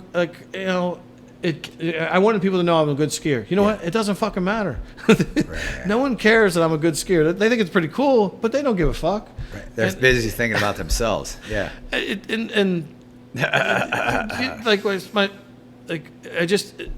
Other people's opinions doesn't matter. And that's something I've learned in sobriety. Right. And I've accepted it. And because that really, I used to, and it comes also from being a cook and a chef. Do you like it? Is it good? Does it taste good? Yeah. Or what should I do? And that's constant need of approval. Right. Whatever. Yeah. And there's a funny story with my roommate, Anthony, and we've been best friends for almost 30 years now. He was from St. Louis. He ended up introducing Rachel and I, my wife, here from St. Louis. Well, Anthony, I interviewed for my first executive chef job for 9 weeks. So I'm cooking every night, just getting in the realm, doing all this stuff. And I would quiz Anthony, how do you like it? Is it good? Right. So he tells a story today and just busts my balls about it, But I was critiquing myself. So that's where that came from, as in worrying about what people think. Yeah. Well, I'm a cook. I'm judged every day. Yeah. So and there's a lot of stuff coming full circle with that. Yeah, and so I've noticed a couple things on that front. First of all, I get emails and companies that survey. Yeah. Right. And so the worms turned. If you're good, you don't need my constant feedback. Right. So if you're the best chef or the best car maker, the best retail store, best coffee shop, stop asking me for my fucking feedback. Have a little confidence that you're doing absolute best. Confidence. Yeah. Right? Yep. So stop with all the surveys. It's bugging the shit out of people if you're good. Right. Now, if you suck, you need a bunch of surveys, okay? Because you need to fix it. That's so good. And then here was the other thing about the bullying. Yeah. So other people's opinions. That's not to discount trusted counsel. You know what I'm saying? Yeah. So like other people's just opinion. They like it, they don't like it, whatever. That stuff doesn't matter. Right. But you get honest feedback from trusted counsel. That matters a lot. Yes. So it does matter. And ultimately, though, the people who love you, they're not judging you no matter what anyway. Some of the people that messaged me were really surprised. And they deciphered who the person was. But they, and then I figured out what happened to that person. Yeah. And he had older brothers and that's what I was going to share about. Yeah. So, and I think I've mentioned this elsewhere too, but the short version is, version, my older brother and I are Irish twins, 11 months apart. Right. Oh, I mentioned it. I was talking to my sister and my younger brother. Uh-huh. So dad's violence, mom and dad, they had no business having 4 kids by the time they were 26, or whatever the number was. Yeah. My dad is this angry, grown child. Wow. Come to find out, he's got his own, this whole story of trauma, right? Yeah. Whatever. So same with my dad. Yeah. My dad came from the town drunk. It perpetuates. Now here he is, and they're raising us. Nobody knows what they're doing, man. No, I mean for real. And so they're doing their best.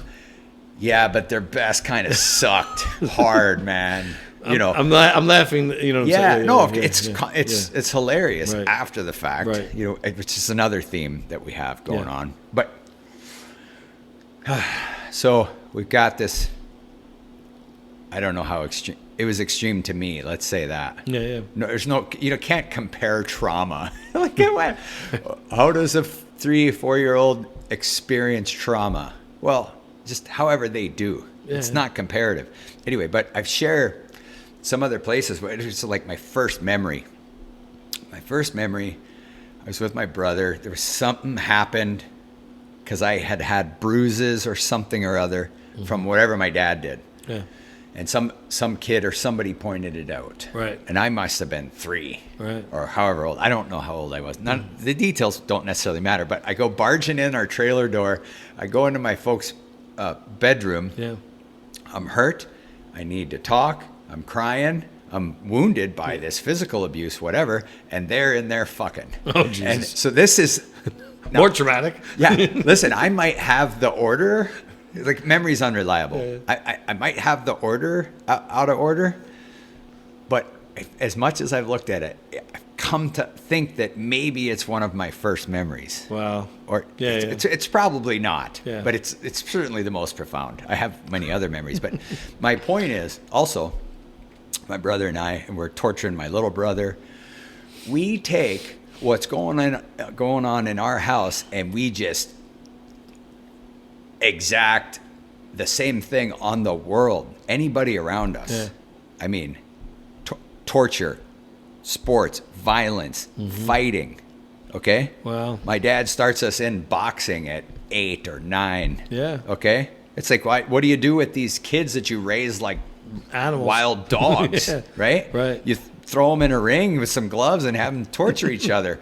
It's like, I don't know that that's a great idea, man. Wow. So the violence and the outward stuff, the bullying, I tortured, literally along with other people. It wasn't just me, but we just tortured some people. And so then I made amends. As soon as there was Facebook, I'm like, I gotta message this gal. Yeah. And I did. Right. And I was like, that was so fucking wrong. Right. And she's like, I just didn't understand it. Wow. She was wondering why. Why is that? Am I getting all this from these people or this guy, me? Yeah. I was like, let me just tell you, I was as sick could fucking be. Right. And you can't change that. Like that for what went down. That's all I knew what to do. Yeah. For real. Right. Take what's going on at home and just go outside and do the same stupid thing that you didn't everybody know any better. else. I know, but it's just like, but it weighs on you. But the real crime would be not addressing it. Yeah. You know, and I don't know what it meant to her. She might have said she appreciated it. Yeah.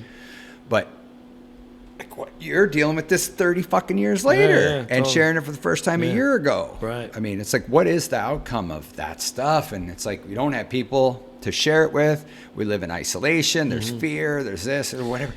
And if you can let it all go, It's either healthy. if you're the victim of it, or especially if you're the perpetrator, Right. it's like, hey, time the fuck out, dude. Yeah. You know, there's a time and place for some stuff, but you can't just go around being mad and angry and victimized and just. Especially when you have so many good things happening, like that I had happening, and then I just got angrier and drunker, you know. So drugs and alcohol weren't helping. I was just smoking pot then, but that's not. You're delusional. You like, and if you're drinking and drugging for 30 plus years, you don't have a really good sense, you know, of actually what you're doing in a sense. Yeah. So to get to surrender and get sober and start learning some things that, you know, putting pieces together and then sharing it. Healing. So sharing it and that's, you know, when you share something, it's helping somebody else. Yeah. Maybe cuts the burden in half. Maybe. No, a problem shared. Little Shared is half repaired. Yeah. And I think that's like when I shared, like I had a situation at work today and I had to talk to one of my other managers about it. And I had to call the manager again because it was not good, right? Where it went down. And just had to clear the air on that. And we did. But I wasn't going to let it hang. Yeah. You know what I'm saying? And that's just work and life. It festers. Yeah, totally. Yeah. So that's good. Cool. Hey, on that note, we'll wrap things up. Love you, buddy. Love you too, brother. Thank you. This has been amazing, and it's a good talk, eh? Yeah, it's energetic. It's open up doors. Maybe talk again down the road. And, and I can't wait to get the book. Yeah. Well, me too. Yeah. Yeah, that's good. We're just little bit by little bit. So when you patient. I've been paying attention, and I'll definitely be getting more involved and just watching what's going on. Yeah, I need listen. It is super helpful. Yeah. The people have listened for 14 years about it too. Well, super helpful. It's a time. Now's the time, and you've been making action. That literally more so.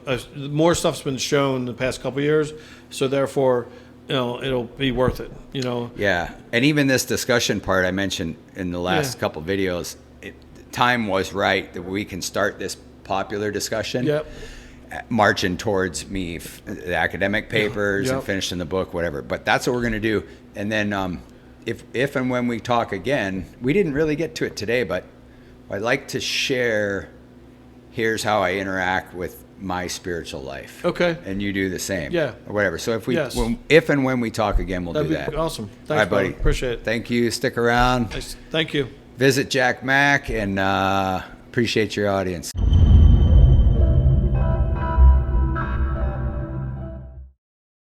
To know who we are, and where we're going, we must know how we arrived here. Welcome to Rephetic, a revolutionary study of the Great Pyramid, which promises to rewrite civilization's history.